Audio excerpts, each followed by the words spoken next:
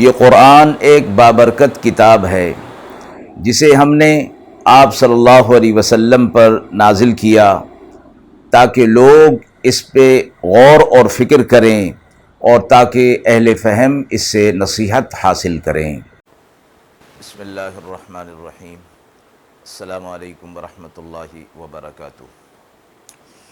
ناظرین کرام، درس قرآن مجید کے آج کے اس پروگرام میں ہم سورہ کہف کی آیت نمبر 19 اور آیت نمبر 20 کا ترجمہ اور تفسیر پیش کر رہے ہیں، اور آخر میں پوچھے گئے سوال کا جواب ہوگا۔ اعوذ باللہ من الشیطان الرجیم، بسم اللہ الرحمن الرحیم۔ وَكَذَلِكَ بَعَثْنَاهُمْ لِيَتَسَاءَلُوا بَيْنَهُمْ قَالَ قَائِلٌ مِّنْهُمْ كَمْ لَبِثْتُمْ قَالُوا لَبِثْنَا يَوْمًا أَوْ بَعْضَ يَوْمٍ قَالُوا رَبُّكُمْ أَعْلَمُ بِمَا لَبِثْتُمْ فَابْعَثُوا أَحَدَكُمْ بِوَرْقِكُمْ إِلَى الْمَدِينَةِ فَابْعَثُوا أَحَدَكُمْ بِوَرْقِكُمْ هَذِهِ إِلَى الْمَدِينَةِ فَلْيَنظُرْ أَيُّهَا أَزْكَى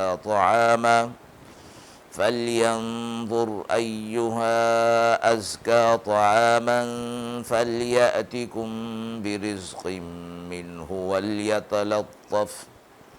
وَلْيَتَلَطَّفْ وَلَا يُشْعِرَنَّ بِكُمْ أَحَدًا إِنَّهُمْ إِن يَظْهَرُوا عَلَيْكُمْ يَرْجُمُوكُمْ أَوْ يُعِيدُوكُمْ فِي مِلَّتِهِمْ وَلَن تُفْلِحُوا إِذًا أَبَدًا۔ آیات مبارکہ کا ترجمہ ملاحظہ فرمائیں۔ اور اسی طرح ہم نے ان کو جگا دیا کہ آپس میں پوچھنے لگے۔ ایک بولا ان میں سے کتنی دیر ٹھہرے تم؟ وہ بولے کہ ہم ٹھہرے ایک دن یا دن سے بھی کم۔ بولے تمہارا رب ہی خوب جانتا ہے جتنی دیر تم رہے ہو۔ اب بھیجو اپنے میں سے ایک کو یہ روپیہ دے کر اپنا اس شہر میں، پھر دیکھے کون سا کھانا صاف ستھرا ہے، سو لائے تمہارے پاس اس میں سے کھانا، اور نرمی سے جائے اور جتا نہ دے تمہاری خبر کسی کو۔ وہ لوگ اگر خبر پا لیں گے تمہاری تو پتھروں سے مار ڈالیں گے تمہیں، یا لوٹائیں گے تمہیں تمہارے دین کی طرف، اپنے دین کی طرف، اور تب تو بھلا نہیں ہوگا کبھی بھی تمہارا۔ واقعہ اصحاب کہف کا جو پچھلی آیات سے جاری تھا، ان آیات میں بھی اسی حوالے سے فرمایا گیا کہ ایک طویل مدت کے بعد اصحاب کہف غار کے اندر جاگ گئے، اور اللہ رب العزت نے جو ان کے لیے وقت مقرر کیا تھا نیند سے بیدار ہونے کا، وہ لوگ بیدار ہو گئے، اور پھر آپس میں ایک دوسرے سے پوچھنے لگے کہ ہم کتنا وقت جو ہے وہ سوتے رہے ہیں۔ آیت کی ابتدا کذالک سے لفظ تشبیہ کے ساتھ ہو رہی ہے، اور یہاں اس جگہ ان آیات میں دو واقعے کی طرف تشبیہ بیان کرنا مقصود ہے۔ ایک اصحاب کہف کا طویل نیند اور زمانہ دراز تک سوتے رہنے کا، اور دوسرا واقعہ اس زمانے میں دراز نیند کے بعد صحیح و سلامت اور باوجود غذا اور خوراک کے نہ ملنے کے قوی اور تندرست اٹھنے اور بیدار ہونے کا ہے۔ یہ دونوں واقعات اللہ تبارک و تعالیٰ کی قدرتوں میں سے ہیں، اس لیے آیت میں جو ان کے بیدار ہونے کا ذکر ہے تو کذالکہ کے لفظ کے ساتھ فرمایا گیا کہ جس طرح ان کی نیند عام انسانوں کی نیند کی طرح نہ تھی، اسی طرح ان کی بیداری بھی عام طبعی حالت کے مطابق نہ تھی۔ اور پھر فرمایا کہ اس میں جو یہ لوگ آپس میں ایک دوسرے سے پوچھ رہے ہیں کہ یہ نیند کا زمانہ کتنا رہا ہے، تو انہیں گویا معلوم ہی نہیں کہ وہ کتنا وقت سوتے رہے ہیں۔ اصحاب کہف میں سے ایک شخص نے بیدار ہونے کے بعد یہ سوال اٹھایا کہ ہم کتنے دن یا کتنا وقت سوئے ہیں، تو بعض نے جواب دیا کہ دن یا دن کا ایک حصہ، کیونکہ یہ لوگ جس وقت غار میں داخل ہوئے وہ صبح کا وقت تھا، اور بیدار ہونے کے وقت شام کا تھا، اس سے یہ خیال ہوا کہ یہ وہی دن ہے جس میں ہم غار میں داخل ہوئے تھے اور سونے کی مدت تقریباً 1 دن ہے۔ مگر انہی میں سے دوسروں لوگوں کو کچھ یہ احساس ہوا کہ شاید یہ وہ دن نہیں ہے جس میں ہم اس غار میں داخل ہوئے تھے۔ پھر معلوم نہیں کتنے دن ہو گئے کہ ہم یہاں سوتے رہے، اس لیے اس علم کو اللہ تعالیٰ کے حوالے کیا جائے کہ اللہ ہی بہتر جانتا ہے کہ ہم کتنا عرصہ سوتے رہے۔ اس لیے اس بحث کو غیر ضروری سمجھ کر اصل کام کی طرف ان کی توجہ ہوئی کہ شہر سے کچھ کھانے کے پینے کے لیے لایا جائے اور جس کے لیے اپنوں میں سے ایک آدمی کو بھیجا جائے۔ فرمایا گیا کہ آیت میں جو فرمایا گیا کہ الی المدینہ یعنی کس شہر کی طرف، تو معلوم ہوتا ہے کہ اس غار کے قریب کوئی بڑا شہر تھا جہاں یہ لوگ رہتے تھے۔ اصحاب کہف جب یہاں سے نکلے تھے اس وقت اس شہر کا نام افسوس تھا اور اب اس کا نام طرطوس رکھا گیا ہے۔ قرطبی نے اپنی تفسیر میں فرمایا ہے کہ بت پرستوں کے اس شہر پر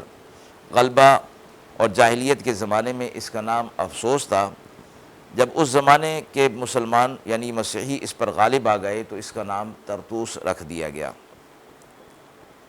اور ساتھ ہی یہ معلوم ہوا کہ یہ اصحاب کہف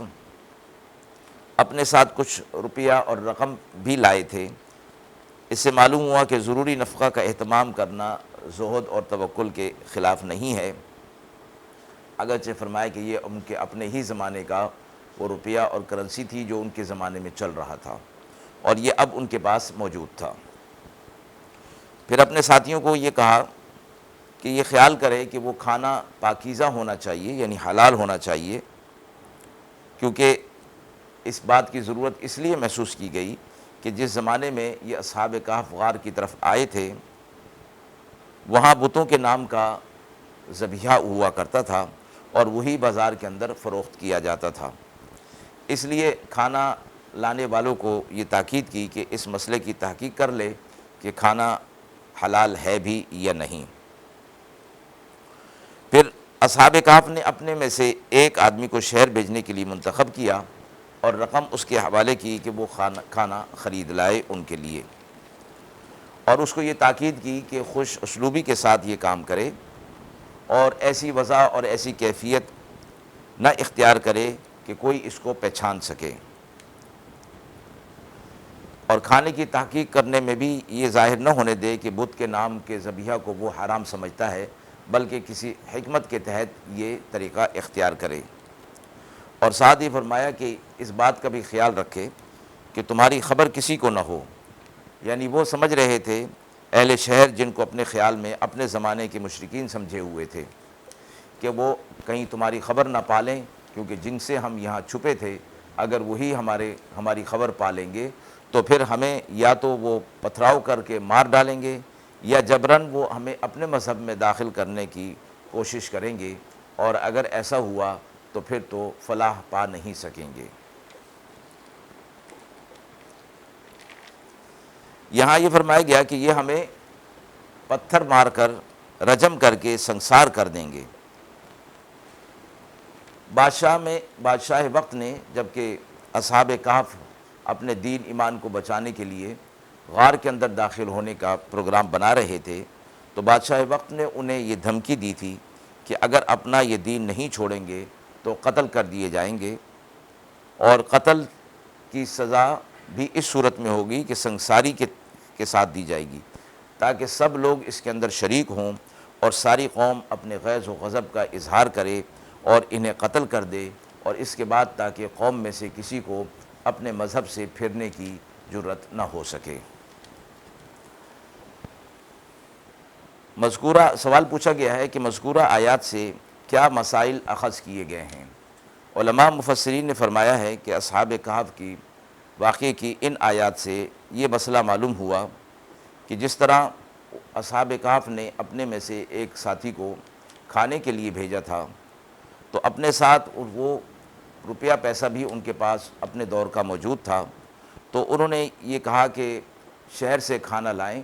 تو وہ اس چیز کا خیال رکھیں کہ وہ حلال اور پاکیزہ ہونا چاہیے۔ اس سے فرمایا کہ جس بازار، جس ملک یا جس شہر کے اندر اکثر کھانا یا ذبیحہ حلال نہ ہو، وہاں بغیر تحقیق کے کھانا کھانا حرام ہوگا۔ جس طرح کہ آج کل کے دور میں یورپ وغیرہ کے ممالک میں ذبیحہ اسلامی طریقے پر نہیں ہوتا، تو وہ ذبیحہ شرعی طور پر نہ ہونے کی وجہ سے حلال نہیں ہوتا، اس لیے وہاں کے مسلمانوں کو اس بات کی تحقیق کرنا ضروری ہوگا کہ وہ ذبیحہ شرعاً ہو، تبھی ان کے لیے وہ کھانا حلال ہوگا۔ دوسری بات یہ فرمائی گئی کہ مال میں ایک دوسرے کے ساتھ شرکت جو ہے وہ جائز ہے، کیونکہ اصحاب کہف کی یہ رقم سب کی مشترک تھی۔ اور دوسرا یہ کہ مال میں وکالت بھی جائز ہے کہ مال ایک کا ہو اور اس کے تصرف دوسرا کرے اور اس کی وکالت کے ساتھ۔ مشترک مال میں کوئی شخص بحیثیت وکیل دوسروں کی اجازت سے اگر تصرفات کرتا ہے تو یہ بھی صورت جائز ہے۔ تیسرا یہ کہ چند فریق